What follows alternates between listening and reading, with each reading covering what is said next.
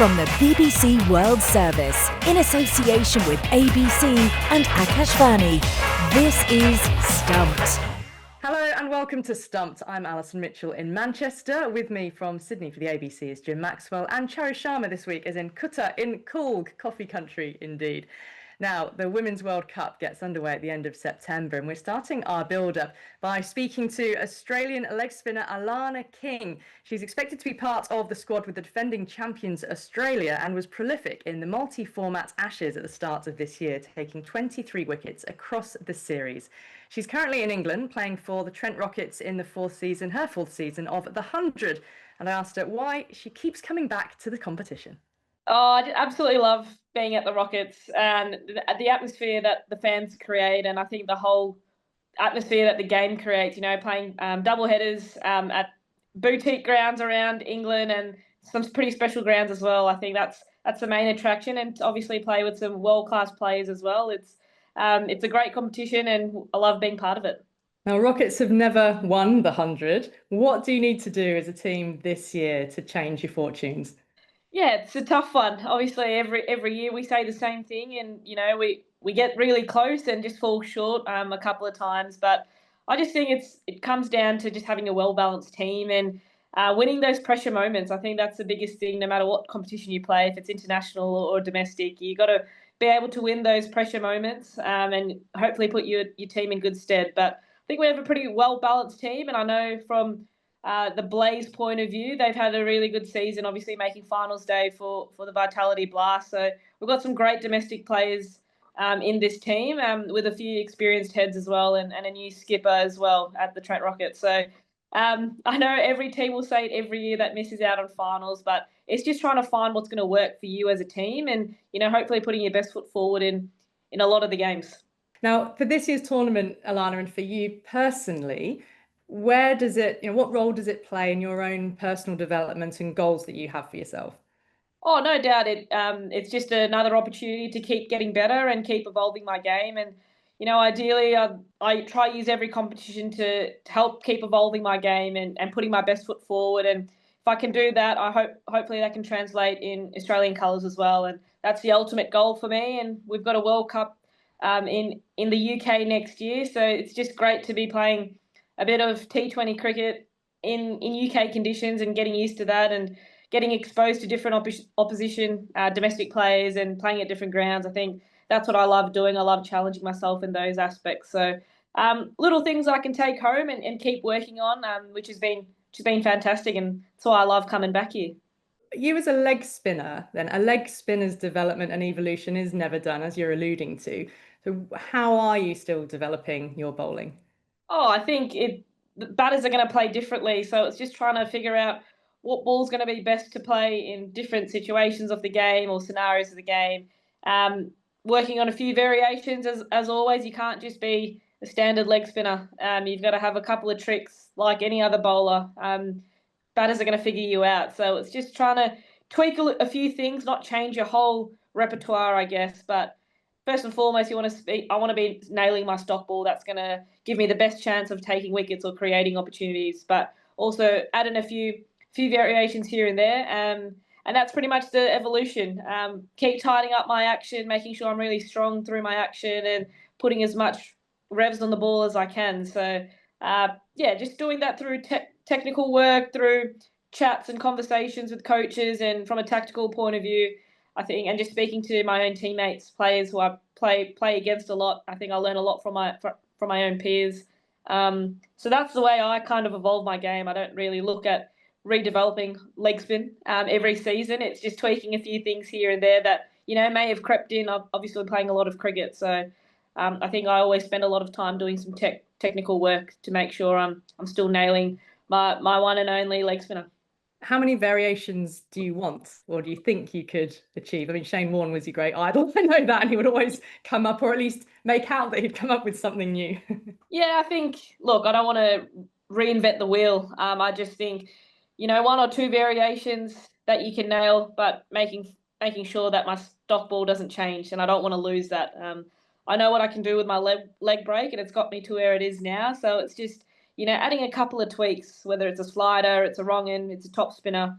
I'm not going to cap it at a certain amount, but it's just trying to find that like happy medium of what's enough and what's not enough, pretty much.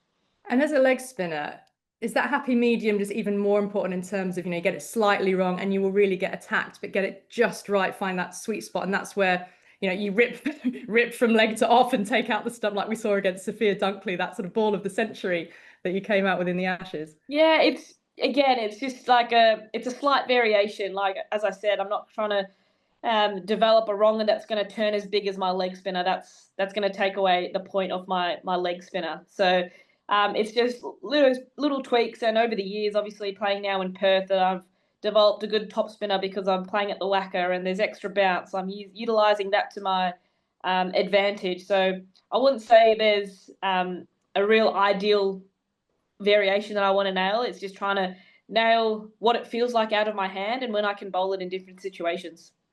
And what about that ripper of a delivery to Sophia Dunkley in the Ashes test at the MCG? Have you watched that back a few times? Yeah, I'm not going to lie. I have watched that a few times, and I know my teammates give me some stick probably because I've watched it maybe a few too many times. But look, I think for me, it's awesome to get that feedback that I know I'm doing enough on the ball and I'm putting a lot of work through the ball. And hopefully I can keep producing some of those deliveries. That's a spinner's dream. It's a leg spinner's dream to see that ball drift and then take the top of off. But hopefully it doesn't stop there. As I said, hopefully I can keep bowling a few more of them. And as I said, it's really nice to see the work that you've put into my craft and for it to paying off. And yeah, it was a nice feeling. Don't get me wrong. Absolutely. And you were player of the series then in the Ashes, weren't you? 23 wickets across that multi-format series. Now, the ODI World Cup is on the horizon in India, and you spent time there, obviously, in the WPL as well. What are you expecting from a World Cup staged in India? Oh, it's going to be a spectacular event, I think. And obviously playing India in their own backyard, in their own conditions, I think they're going to be probably the toughest competition to come up against. And you saw that in the recent India and England series, they've gone to another level with their cricket. So yeah, it's going to present a pretty big challenge for everyone coming over to India. But I know us as in the Aussie camp, we're always excited. A World Cup, especially 50 over World Cup, is pretty much the pinnacle for us, and it's going to be very exciting. We're going to have a good prep in, obviously playing 3 ODIs against India in a series before that. So I think we'll be well equipped to tackling what's ahead. Whatever challenges present itself. But yeah, I know I'm really excited if I get the opportunity to get to play in that World Cup. But yeah, it's gonna be good fun, and we'll wait and see what happens. And your mum and dad were both born in India, weren't they? They're both from Chennai. Yeah. Have you still got lots of family over there? Most of our family have either moved to Australia or the US, but there's still a couple of cousins and family friends that are still in India. So no doubt if we do make the trip over, I'll have a bit of support over there, and mum and dad will look to come as well. So it'll be a great moment for them, obviously. And yeah, we'll see how much family we can get across to support not just me, but the Aussie girls as well. Absolutely. Now, you talk about India being the team to beat potentially. I mean, England took a pummeling from Australia during the Ashes, and then, as you mentioned, just lost at home to India. Where do you think England sit in terms of being contenders? Oh, I think they're always going to be in contenders in world events such as the World Cup. And I think it was either Elise Perry or Elisa Healy mentioned it earlier about they've got a great coach in Charlotte Edwards. So no doubt they'll be a force to reckon with come a World Cup. They've always got that fighting spirit, and they're always going to be a hard team to beat. So, and I think World Cups bring the best out of every team. So you can't write off England. And if you do, that's at your own discretion. But yeah, as I said, it's going to be a tough World Cup no matter who you're playing. We're going to play, obviously, Pakistan and Sri Lanka. They're used to subcontinent conditions. So, no doubt England will put their best foot forward and will want to win it just as much as every other country is trying to do it. So, I'm sure they'll review their series, but they'll quickly move on to a big tournament coming up. And yeah, I don't think you can write them off too soon. Do you mind that the World Cup is now split across a couple of countries, that extra travel, which is, of course, just naturally a result of political tensions? But what does it mean for you guys on the ground? I think it's just kind of adapting on on the fly. It's obviously never done before for us. We haven't had to fly between countries, but given that in Australia we fly a fair bit across the country, sometimes it's a 5-hour flight, sometimes it's an hour flight. So I think the best thing for us is, we're a bit used to the travel, and flying from India to Colombo, it might be an international flight, but it doesn't seem all that long. It's not a 10-hour flight. So it's just going to be trying to, making sure your bodies are good, and that's where you're really diligent with your training and your preparation and your recovery and stuff like that. But it's just another obstacle that you got to get over and work around it.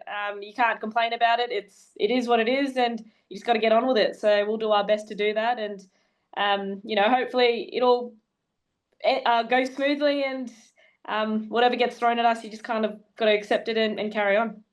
Alana, good luck for the 100. Thanks so much for being with us on Stumped. Thanks, guys.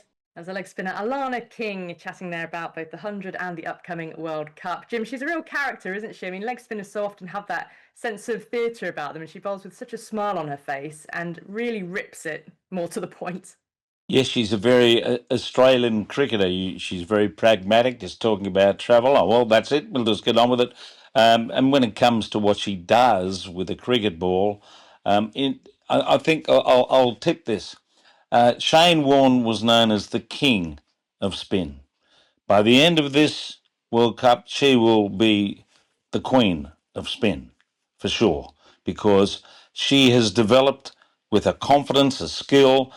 She knows what she can do. She's not going to go out there and try to be Shane Warne-like with flippers and all sorts of different varieties. She just trusts herself to be able to bowl enough deliveries, and with the top spin she gets so often and the control, I think she's going to have a fabulous series. The battles against better batters, they'll be the crunch moments, particularly against India. But yeah, I think she's a stunning talent, probably the greatest wrist spinner that women's cricket has ever seen. And I think she's going to be a big factor in this series that's coming up. Yeah, she's a huge talent, knows her game so well. She talked then about, the World Cup. Well, it is the pinnacle tournament for them. Are they going to start as favourites again, Jim? Defending champions? Oh, well, I suppose so. I don't think anyone likes to wear the tag of favourites unless they're like the West Indies were all those years ago, and they could afford to have a bit of a Viv Richards strut about the place because they were damn good. But this is a very good side. It's got depth, versatility.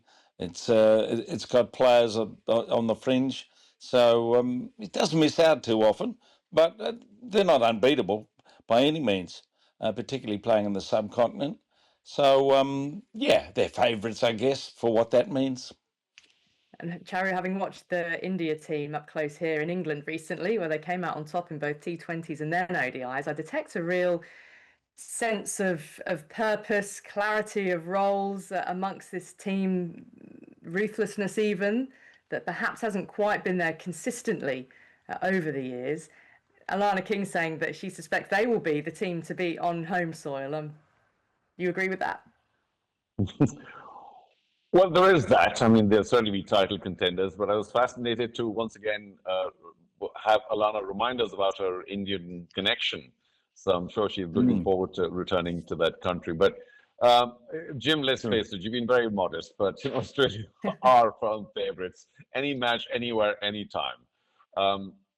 Will India enjoy the conditions? We certainly hope so. Will that add that little 5% or whatever they need to be able to get over the line finally? They've got a couple of finals going. But yeah, I think they're reasonably complete. Luckily, their fast bowlers did reasonably well in England. Of course, the conditions are much better in England for those who turn their arm over quickly. They've got a fair complement of left-arm spin. No Alana King, right-arm wrist spinner, unfortunately. I think there was Poonam Raut, the tiny girl who used to throw the ball up quite a bit as a leg spinner. She's no longer in the team mix. But batting-wise is where I think there is their biggest strength. They're batting really deep, India. And they're fielding and catching a lot better than ever before. Some of those catches that I saw during the English series were quite phenomenal. Somebody like Jemima or a couple of others, diving full length to pick up catches was something you never saw expected from the Indian team. The only one thing they need to be careful about is pressure of actually being favorites, and with the media picking it all up in India. When you're away in England or elsewhere playing, it could be high pressure matches as well. You tend to remain somewhat insulated. But in India, if the media suddenly starts rising, and why not? Indian women's cricket requires a lot more attention. And if that attention becomes a little cloying or even annoying, then will the Indian women then wilt under that pressure is my primary concern. Standard-wise, they're probably doing better than ever, Alison.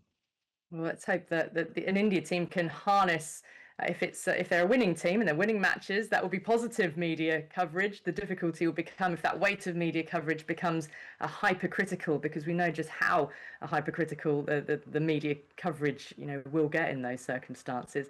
For England, I think they really need Nat Siver-Brunt as their talismanic player. She is the one they all look to, and one cricketer who other teams will all look to and acknowledge as probably the best all-round cricketers in the world at the moment. If Sophie Ecclestone, who's had a bit of a difficult 2025, I think they really need their number one T20 bowler in the world. They need her to also be standing up and delivering in that 50-over format and be able to sustain and be that wicket-taking bowler that they know she can. But I also quietly predict in terms of spin that Charlie Dean could have a standout World Cup. She's a very sort of quiet performer, but has a terrific cricket brain. And it could just be her time to shine as well, but it's still a little way off yet. Well, that was all we've got time for on this week's Stumped. So my thanks to Jim Maxwell, Charu Sharma, and to all of you for listening, and we'll speak to you again next week. Until then, bye for now.